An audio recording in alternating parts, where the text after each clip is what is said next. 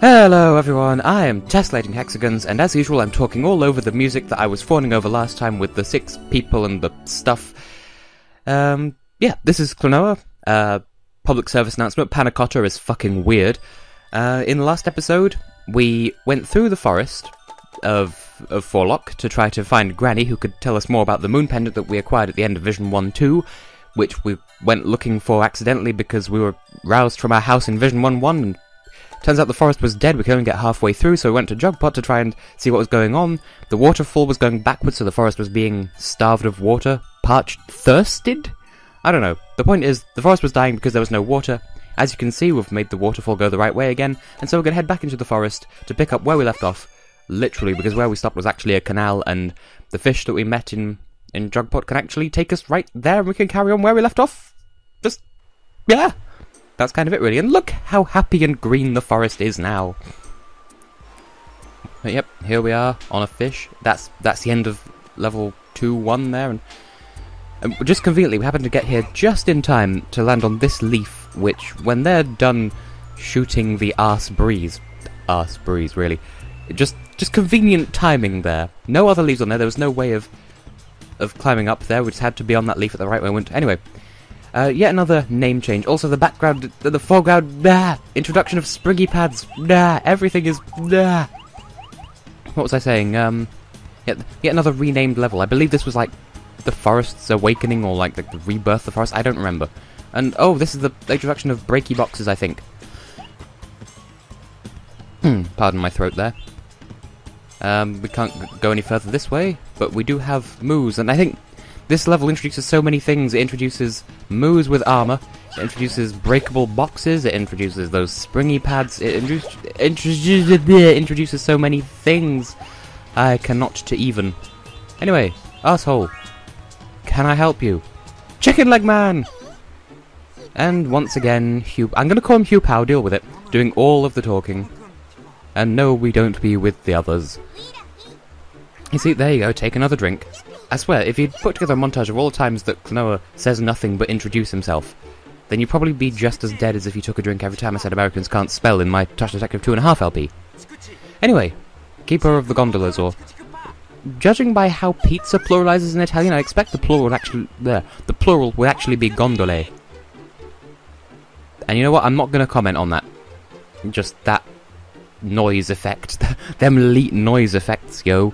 Grind, grind. Pepper, pepper. Dice, dice. Onion, onion. That's a checkpoint. And this asshole is also here. Can you, like, not? Well, you didn't make it that difficult to chase you know, you arse. Right. Kind of plot hole here, but then again, I don't know. So, just telling them to hide all the keys. Why don't you just destroy the keys? Because, Lord knows, we can't bust down a solid oak door. Our main power is wind and balloonifying enemies. Why do we even need keys in the first place? Just saying. Anyway, moos! They're so cute! And yeah, I did mention before, this is the point in the game where the levels do start to get a bit longer. So, I'm not expecting to be able to cover 2 full levels in one episode anymore. Oh, it's a spiky asshole. Not the original spiky asshole, but, well, I think those are in this game. Oh, and it's springy moves, and there's an egg here that I didn't even remember was there. You're coming with me, good sir. So yeah, this level has, like, mechanisms and shit. What more needs to be said? Would you do it any differently? Wait, hang on. Nope, okay. I didn't want to go over here just yet. I thought maybe I could grab a moo and be all hurty of the people here. Grammar. It is my strongest of suits. Not sure how I feel about people who say suit instead of suit. Anyway, we got a key. It's really hard to tell because, like I said in the last episode, in the PlayStation version, when you got a key, there was like a little thing in the corner of the screen that said, yo, it's a key. But now you just have to see if it's on his back or not, and I'm fairly sure it's easy to die right here if you... In fact, you know what, there are 2 points in the game, this being one of them, where it's really easy to die if you're not paying close attention to what layer the gondola is on, because there are more gondola things in later levels. Like, if it's in the foreground and you're in the background and you go to where the gondola would be, you'll just fall out of the level. Which is kind of dickish level design, but I mean, in exchange for that, they do put invisible walls up when you're riding the gondola, just so that, you know, you don't accidentally walk off that while it's transporting your ass. And here's another one of the spiky, waspy assholes. I don't remember what they do differently. I think they fire more things? I think that's their difference? I don't know. Doesn't matter over much. They're enemies, and they're in the way. And you sir, don't get to fire anything. Your ass belongs to me, literally because I pumped it full of air. Okay, this got very weird very quickly. Sand in weird places. And can I help you, good sir? Anyway, right, we need to... Oh, hit both of those blockses. One will make that tree fall over, as if you couldn't see that coming, although I think that is something that blew my mind as a child. The concept of interactable scenery. Is interactable a word I'm looking for here? Is that a word? I would assume so. Also, I do like it when there are points in this game where you can, like, get an enemy, and then hit another enemy that's wearing armor, so that you break the armor and grab the enemy, and then you can use that enemy to break the next enemy's armor, and you have like a chain of that. I'm fairly sure there are other points in the game where you can do that as well. And we've got another key! I forgot we were supposed to be looking for keys. Now, if that cutscene was adhering to the law of conservation of detail, if that's the law I think it is, they only have one more key to find, although this level isn't focused around finding 3 keys, and that's the big deal here. But, oh yes, introduction of flowers. They kind of behave like eggs, where you have to hit them to make them bloom. Can I help you? There we go. I missed! I missed! Honestly. Games these days have no respect for their ass players. Players who play their ass. Can you get out of the way? Nyang, nyang. Boop. And we're out of that scenario. Ah! No! Don't get in my... I am offended. I'm offended that that just happened. I had to swerve to avoid getting got by the enemy, and then I ended up getting got by gravity instead.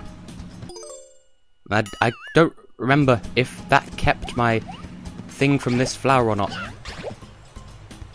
I'm presuming... Nope, it didn't.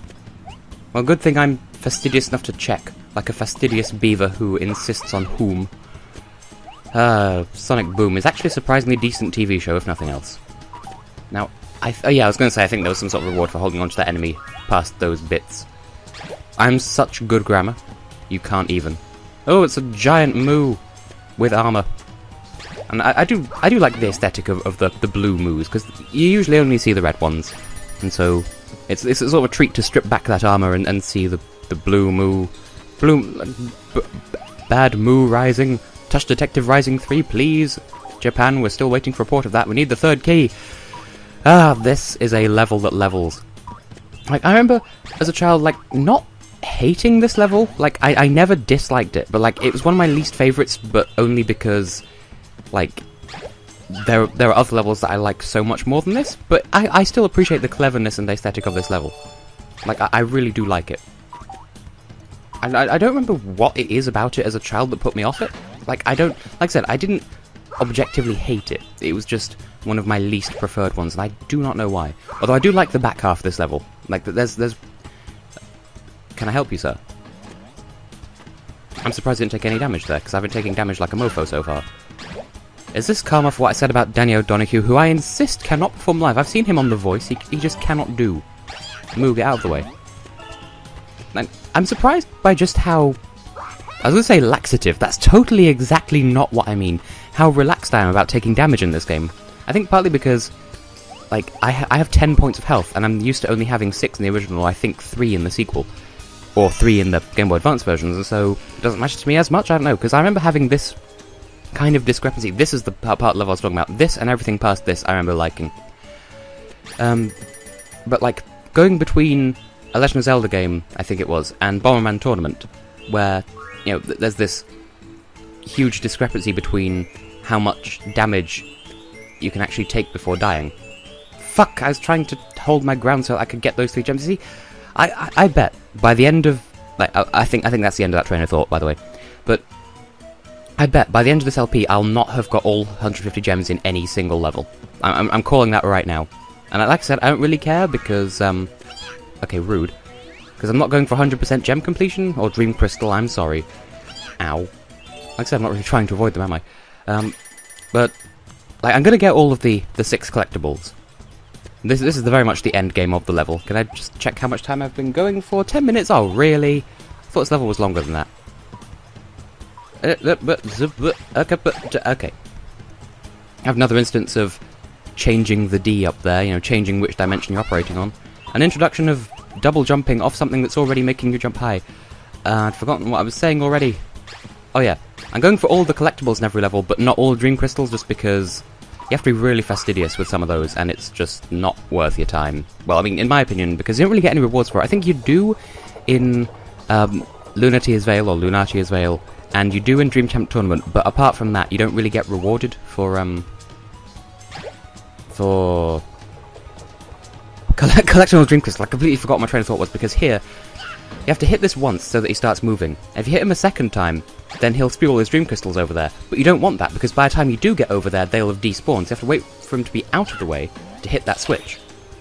But then, just to make sure that you do still get the dream crystals, sir, can you get out of the...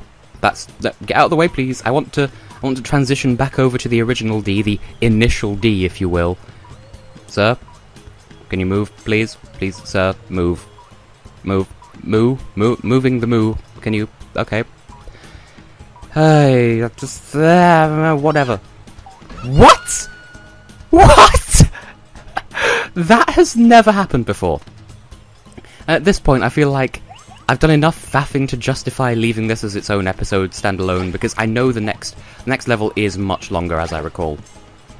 So, I think the next level plus the next level's boss, I think we're good to have in their own episode. But I've faffed around enough for this to be its standalone thing. Dear oh dear. I did not know that could happen. I suppose that is one slight difficulty when transitioning between the Ds, as it were. Going from one sideways to the other sideways. I was not aware that that could happen.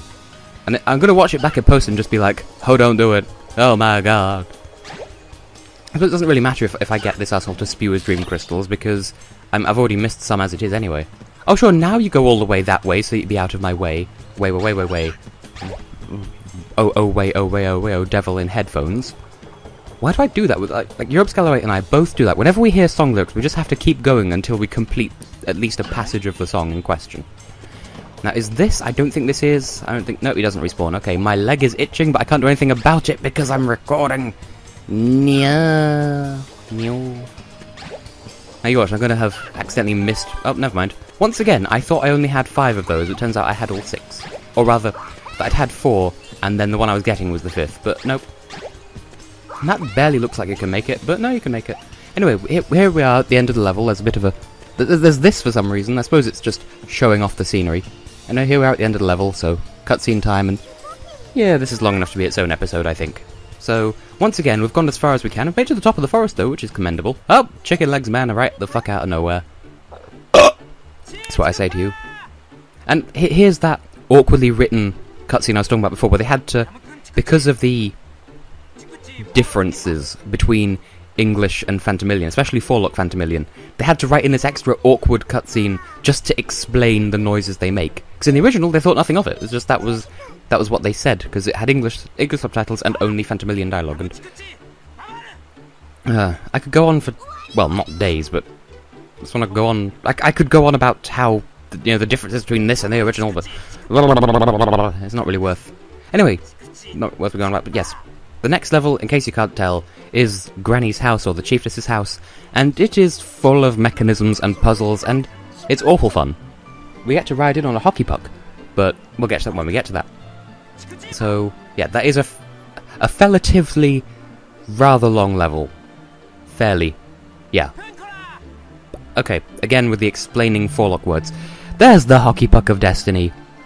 Yes, 3-2 is one of my favourite levels in the game. It has one of my favourite tracks of music, definitely not my all-time favourite. It's in my top 5, it's not as high as 2-2. I could wax lyrical about it for just as long as I could go on about the differences between this and the original, but better off just watching the next episode of this LP to experience it all first, well, I'd say first-hand, second-hand because I'm the one playing it, and yes, best luck to me too. And you see that bit on the left with those wheels and there's a path going around it, we'll be going there. It's almost like Xenoblade Chronicles where if you can see it, you can go to it, although you're railroaded towards it. Railroaded. Yes, Tess. Railroaded towards it because that's how games work with linear plot. Anyway, that's enough rambling on the part of my arse. So we'll listen to what we've got as a result of completing that level with the 6 people.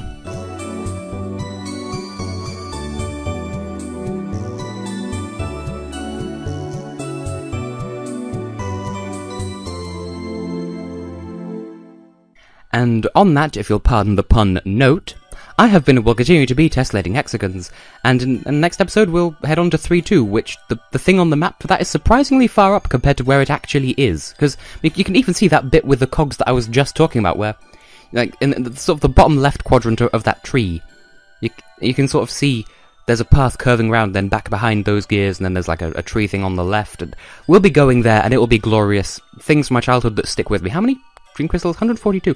So I'm doing decently. Like, I've never got fewer than 142. I suppose I'll try to have no fewer than 140 for every level, but I can't promise 100% completion on, well, certainly on Dream Crystal front, but, like, I don't think there's any reward for those, so if there is, it was added in this version. I've gone on for long enough. I will see you in the next episode. Have a tasty rest of day, I suppose? Yum yum, drive safe.